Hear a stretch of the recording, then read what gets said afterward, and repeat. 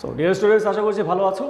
গতদিন আমরা যেটা বলছিলাম যে আজকে আবার ওটা প্র্যাকটিস করবো। অর্থাৎ হচ্ছে যে ইউনিট 12 লেসন 2-তে যে প্যাসেজটা আছে হাকালুকি হাওয়ার নিয়ে, সেই প্যাসেজটা থেকে গতকাল একটা ফ্লো চার্ট করেছিলাম। আজকে আরেকটা ফ্লো চার্ট করবো ওই একই প্যাসেজ, যেহেতু প্যাসেজটা খুব বড়।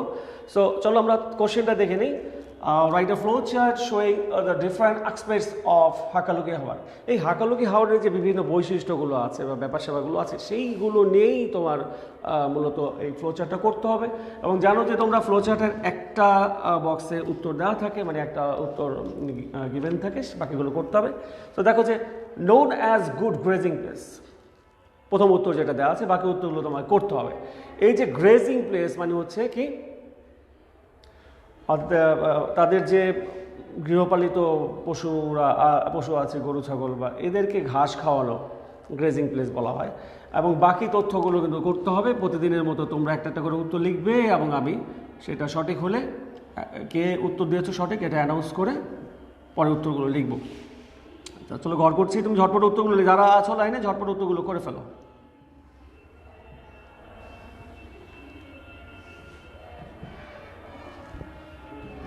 1 2 3 4 ওকে। হ্যাঁ, চলো দেখি কারা আছে ওর সাথে। সামিয়া আক্তার মারিয়া,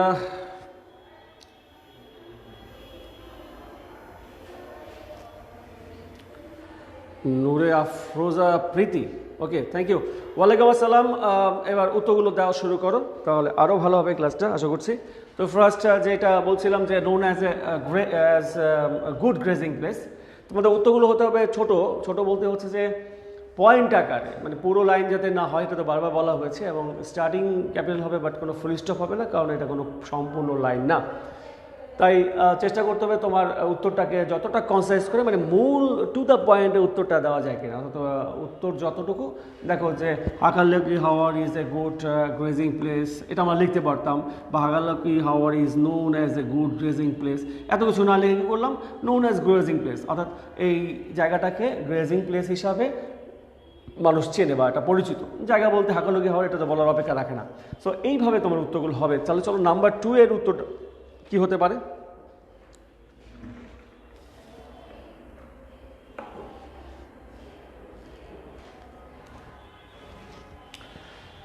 স্যার লেখা কিছু বোঝা যাচ্ছে না।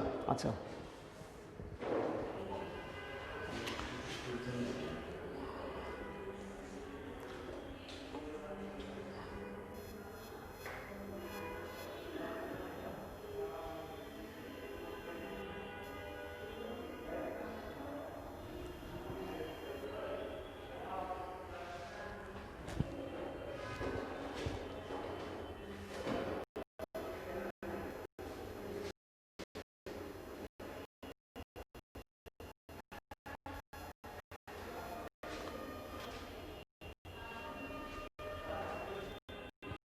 দেখছি কি করে।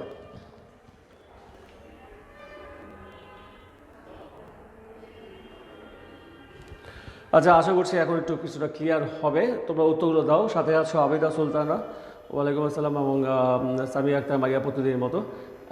সামিয়া বলছে যে লেখা কিছু বোঝা যাচ্ছে না। এখন কি লেখাগুলো বোঝা যাচ্ছে?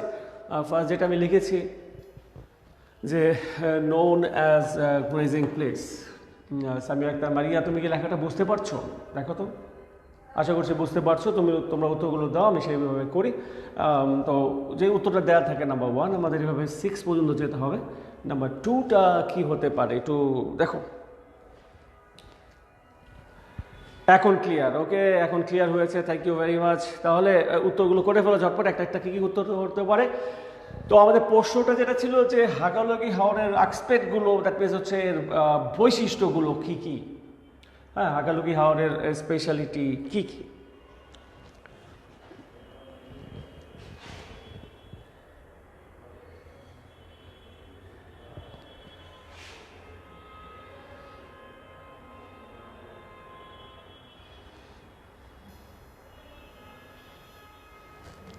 তো কী কী ধরনের উত্তর হতে পারে, আমি উত্তরের ব্যাপারে একটু তোমাদের কিছু ক্লু দিয়ে হেল্প করতে পারি। যেমন থাকো যে এটা তারা তাদের গৃহপালিত পশু পাখিকে এখানে সেন্ড করে।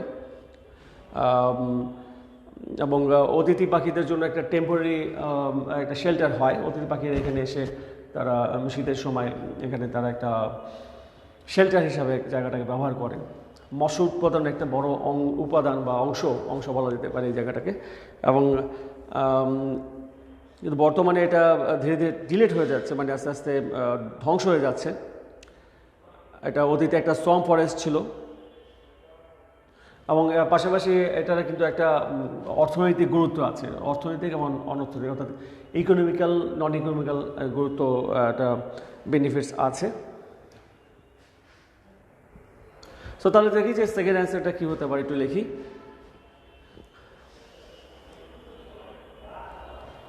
সেন্ডিং দেয়ার হার্টস, সেন্ডিং দেয়ার হার্টস। তাতে হার্টসগুলোকে সেন্ডিং করে। হার্টস বলতে হচ্ছে যে গৃহপালিত পশু পাখি হতে পারে এবং পাশাপাশি ছাগল বা ভেড়া টাইপের যেগুলো আছে, যেগুলো একটা অঞ্চল থেকে বা দূরে কোনো গ্রাম থেকে এনে ওই জায়গায় একটা নির্দিষ্ট সময়ের জন্য, বিশেষ করে ধরো যে সকালের থেকে বিকাল পর্যন্ত ওখানে ওগুলোকে ঘাস খাওয়ানো হয়, তারপর আবার নিয়ে যাওয়া হয়, এইটা একটা ব্যাপার। আরেকটা আছে যে তোমার একটা নির্দিষ্ট বছরের একটা নির্দিষ্ট সময়ে তাদের পশু পাখিগুলোকে ওই জায়গায় একটা অস্থায়ী ক্যাম্প করে সেখানে রাখা হয় এবং বছরে 2 মাস, 2.5 মাস বা 3 মাস এরকম একটা সময়, বিশেষ করে শীতের সময় যখন বেশি ঘাস হয়ে যায় ওই হাওরের আশেপাশের জায়গায় বা হাওরের মধ্যে যেই সকল জায়গাগুলো আছে সেই জায়গায় তারা একটা অস্থায়ী বসবাসের ব্যবস্থা করে তাদের পশু পাখিকে খাওয়ানোর জন্য, ঘাস খাওয়ানোর জন্য। সেই জন্য বলছে সেন্ডিং দেয়ার হার্টস, তাদের হার্টসগুলোকে ওখানে সেন্ডিং করা হয়। এটা একটা উত্তর হতে পারে এবং আরও উত্তর হতে পারে। আচ্ছা, সামিয়া আক্তার মারিয়া বলছে এখন ক্লিয়ার, তাহলে উত্তরগুলো তো মনে হয় করা উচিত। আজকে কি প্রশ্নটা একটু কঠিন হলো নাকি? কিন্তু ইজি ছিল।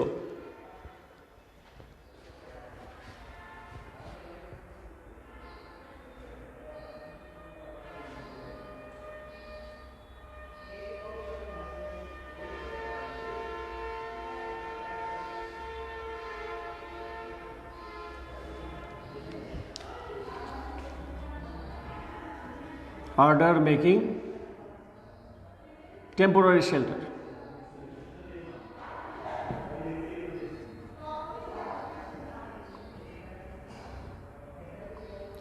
এই যে হার্টগুলো বললাম একটু আগে, যে হার্টসগুলো তারা টেম্পোরারি শেল্টার এখানে তৈরি করে, অস্থায়ীভাবে তারা একটা আশ্রয়ের জন্য, একটা নির্দিষ্ট সময়ের জন্য তারা এই জায়গায় আশ্রয় নেয়। তো সেটা বলছে হার্টার মেকিং টেম্পোরারি শেল্টার্স, হার্টাররা ওখানে একটা অস্থায়ীভাবে থাকার একটা জায়গা তৈরি করে। So herder making temporary shelters near the beels. Okay, near the beels না লিখলেও চলবে। সামিয়া একটা মারিয়া উত্তর দিয়েছো, থ্যাংক ইউ ভেরি মাচ। বাকি উত্তরগুলো দিবে আশা করছি। সাথে আছো আইডিন সুলতানা, আবিরা সুলতানা, অনেক সুলতানারাই আছে, থ্যাংক ইউ। তো নেক্সট উত্তরটা কী হতে পারে? দ্যাট মিনস নাম্বার 4 চিন্তা করো, এবং বাকি উত্তরগুলো করার জন্য তো আমাদের কী করতে হবে? 5 and 6 আর 2টা ঘর করতে হবে। সো স্টুডেন্টস, আমরা কী উত্তর পেলাম? যেটা আমাদের কোশ্চেনই ছিল, known as a grazing place, আর সেকেন্ডলি হচ্ছে sending their hearts,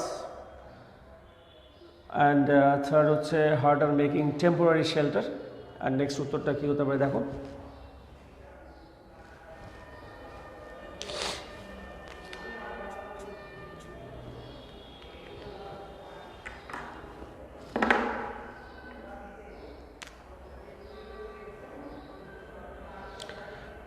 অতীতে কিন্তু এটা একটা উত্তরের জন্য ক্লু বলছি, যে ডেন্স সোয়াম্প ফরেস্ট ছিল, এটা একটা উত্তর হতে পারে। তোমরা যদি চেষ্টা করো বা চাও এরকম একটা উত্তর দিতে পারো।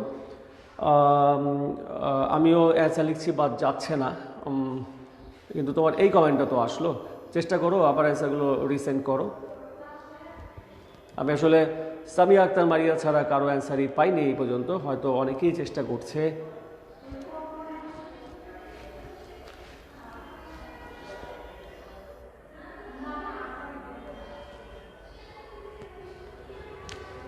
Having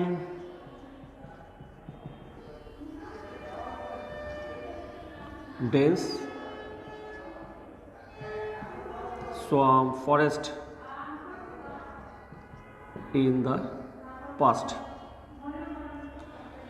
কি হলো যে অতীতে একটা ডেন্স সোয়াম্প ফরেস্ট ছিল এখানে, অর্থাৎ তীরবর্তীতে হাকালুকি হাওরের তীরবর্তীতে যেই একটা সোয়াম্প ফরেস্ট থাকে সেটাকে বলা হচ্ছে, সেটা এখানে একটা পয়েন্ট আকারে আসলো যে having dense swamp forest. It was our number 4, that means your answer for number 3। আমাদের আরও দুইটা অ্যান্সার দিতে হবে। তো প্রথম একটা উত্তর পেয়েছি তোমাদের কাছ থেকে যে herder making temporary shelters for the beels. হ্যাঁ, এই যে having a dense swamp forest in the past, Samia Akter Maria, এবার উত্তরটা তোমার চলে আসছে।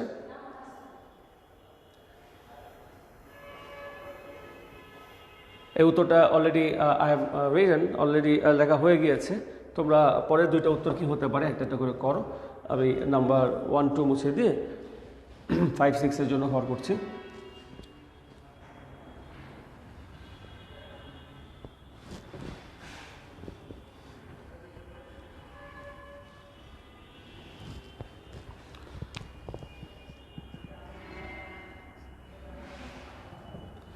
So 5, that means the next অ্যান্সারটা কী হতে পারে একটু দেখো।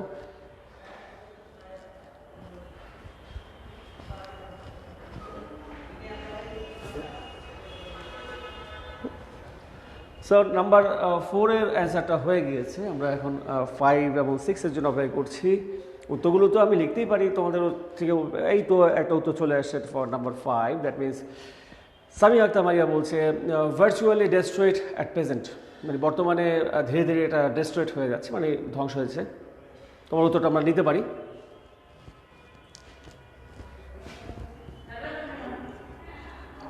ভার্চুয়ালি ডেস্ট্রয়েড,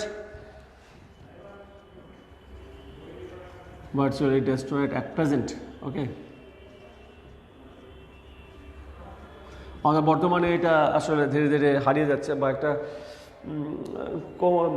হারিয়ে যাওয়ার মানে একটা ধারাবাহিকতা বজায় রাখছে এটা মনে হচ্ছে, যে প্রাকৃতিক কারণে এবং মানবসৃষ্ট কারণে এটা ধীরে ধীরে ধ্বংসপ্রাপ্ত হচ্ছে এই হাকালুকি হাওরটা। তোমরা জানো যে অনেকগুলো বিল নিয়ে, প্রায় 234 মোস্ট প্রবাবলি 230 প্লাস 230টা বিল নিয়ে, ছোটো বড়ো বিল নিয়ে হাকালুকি হাওর। এই প্রাকৃতিক দূষণ এবং মানবসৃষ্ট এই দুইটা কারণে কিন্তু হাকালুকি হাওরটা অনেকটা হারিয়ে যাচ্ছে। এটা আমাদের অনেকটা সুন্দরবনের মতো, যেখানে প্রকৃতিরও একটা কারণ, মানুষেরও হাতও আছে এর মধ্যে। তো হাকালুকি হাওরকে যত্ন নিয়ে কিন্তু আমরা বিশেষ করে ওখানে যে প্রায় 2 লক্ষ লোকের 1,90,000 লেখা আছে বইয়ে, প্রায় 2 লাখ লোকের যে বাসস্থান, বা বাসস্থান বলতে তারা প্রত্যক্ষ এবং পরোক্ষভাবে ওই হাওরের উপর নির্ভরশীল, তাদের জীবন জীবিকা। এবং হাকালুকি হাওর কিন্তু বাংলাদেশের অর্থনীতির জন্য একটা গুরুত্বপূর্ণ জায়গা। তো কি বললাম যে লাস্টে অর্থনীতির জন্য গুরুত্বপূর্ণ জায়গা, এই যে অর্থনীতির জন্য যে এটা একটা বেনিফিট আছে, সেইটা কিন্তু একটা পয়েন্ট হতে পারে তোমাদের last, that means number 5, that means your 5 আর 6 নাম্বার পয়েন্টটা হতে পারে। সামিয়া আক্তার মারিয়া বলছে providing a wide range of economical and non economical benefits. Thank you very much, এটা একটা উত্তর হতেই পারে।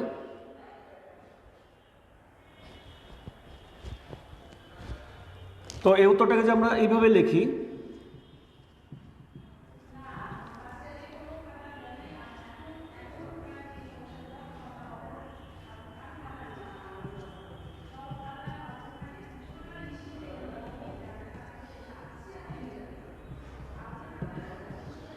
Providing economical and non economical benefits, অর্থাৎ তোমার লাইনটাকে তুমি যেটা লিখেছিলে, দেখো যে তুমি লিখেছিলে providing wide range of economical and non economical benefits.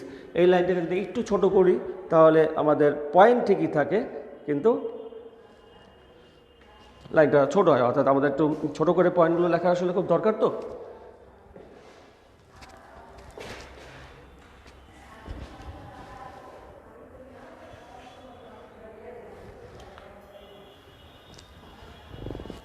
হ্যাঁ, providing a wide range of in economical and non economical বেনিফিটসে আমরা এভাবে নিয়ে আসলাম। দেখো providing economical and non economical benefits, তাহলে আমরা দেখো 1, 2, 3, 4, 5 জাস্ট 5টা ওয়ার্ডের মধ্যে, যদিও এখানে একটা কনজাংশন আছে, 5টা ওয়ার্ডের মধ্যেই কিন্তু আমরা উত্তরটা দিতে পারলাম। আমাদের টার্গেটটা থাকবে যে যত ছোট করেই আমি উত্তরটা শো করতে পারি, যাতে উত্তরটা ঠিক থাকে এবং খুব বড় না হয়ে যায়। এবং বড় বলতে মোটামুটি 7-8 ওয়ার্ডের একটা লিমিট থাকেই, পাশাপাশি এটা পুরোপুরি একটা যে ফুল সেন্টেন্স না হয়ে যায়, এটা খেয়াল রাখতে হবে। অর্থাৎ ছোটোর মধ্যে জাস্ট পয়েন্ট আকারে যাতে আমরা উত্তরগুলো দিতে পারি। এখানে উত্তরগুলো দিতে যেয়ে দেখো যে বিষয়গুলো হয়েছে, আমি একটু দেখাচ্ছি যে চারটা অলরেডি আমাদের এখানে আছে। তো যেহেতু আমাদের সবগুলো উত্তর লেখা শেষ, তাই আজকে আমাদের সাথে যারা ছিলে তাদের সবাইকে থ্যাংক ইউ ভেরি মাচ। বিশেষ করে সামিয়া আক্তার মারিয়া এবং আবিদা সুলতানা, আইরিন সুলতানা এবং নূরে আফরোজ প্রীতি থেকে শুরু করে আরও যারা ছিলেন সবাইকে অসংখ্য ধন্যবাদ আজকে ক্লাসটা অ্যাটেন্ড করার জন্য।